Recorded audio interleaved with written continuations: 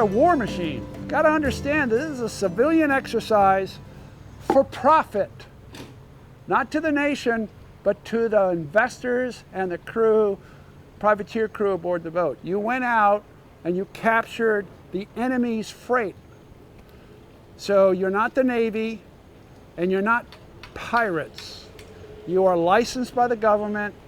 If you want to, take the risk and collect a whole bunch of folks together who are getting a share of the captures.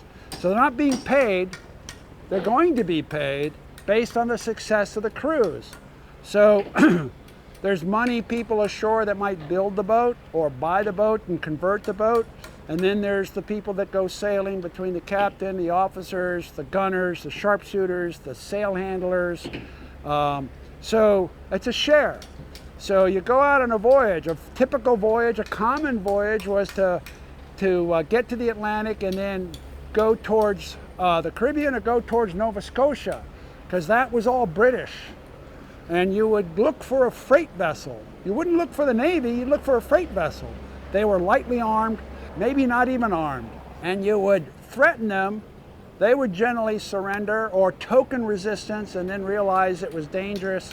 And then you would send a messenger aboard and you would take control of that boat. A token assembly of privateer crew members would get aboard the capture and sail the capture to an authorized port for adjudication in an actual court for the identification that meets the requirements of the license, which is called a letter of marque and or reprisal, or a letter of marque and reprisal.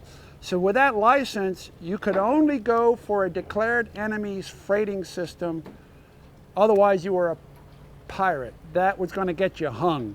But once it was adjudicated, then all the proceeds that came from selling the vessel, selling the cargo, would be split up in the shares count and given out according to the share. Now, a crew of a privateer this size, historians describe numbers above 80, maybe to 120.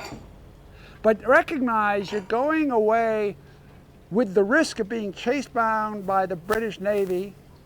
So you need plenty of manpower to rig the vessel and set sail and take sail and manage the vessel. You're also, with every capture, you're losing a token amount of your crew to then escort that other vessel. So you go out for 3 months, you have 6 captures, you might put 6 people. You still need to have a bunch of people to protect yourself as you go back to port to get restocked for another voyage.